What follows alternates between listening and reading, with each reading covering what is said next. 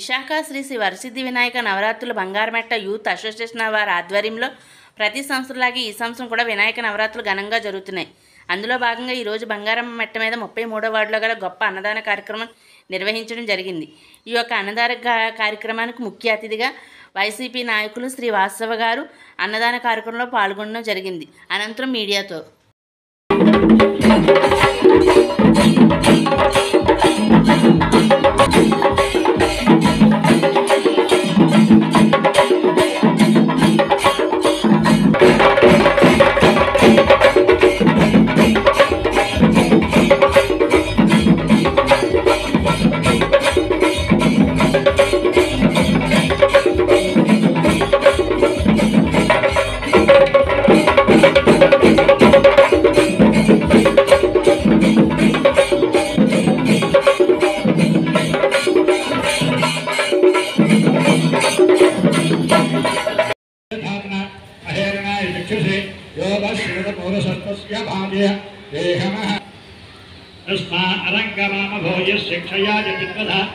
పూలు గణపతి నమస్కారం మహాగణాధిపతయే నమః వస్త్రయుగ్మం సమర్పయామి. మళ్ళీ పుష్పం తీసుకోండమ్మా. యజ్ఞోపవీతం వరదం ఆయుష్యమగ్రియం. నా పేరు 33వ వార్డు.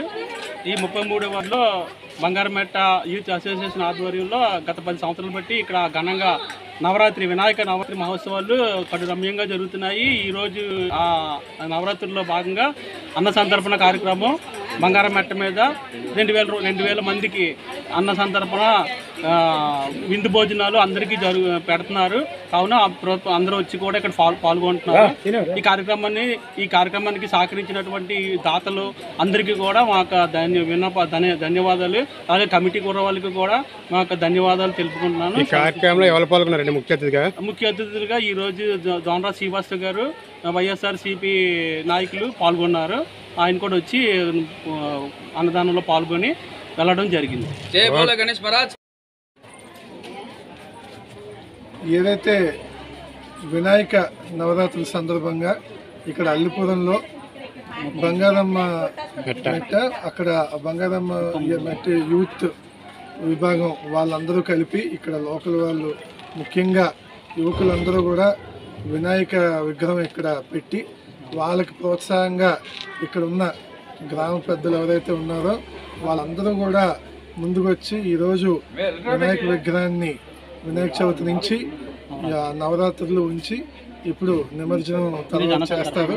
అదేవిధంగా ఈరోజు అన్నదాన కార్యక్రమం కూడా పెట్టి మొత్తం చుట్టుపక్కల అందరూ కూడా ఈరోజు ఇక్కడికి వచ్చి అన్నదానంలో పాల్గొని ప్రసాదం తీసుకోవాలని చెప్పేసి వచ్చినందుకు భక్తులందరికీ కూడా మరొకసారి ధన్యవాదాలు తెలుపుకుంటూ, అలాగే ఏదైతే ఇక్కడ యూత్ ఎవరైతే ఈ కార్యక్రమం చేస్తున్నారో ప్రతి సంవత్సరం కూడా ఈ కార్యక్రమాన్ని ఇలా చేయాలని, వాటికి ఖచ్చితంగా మా సపోర్ట్ కూడా ఉంటుందని తెలుపు.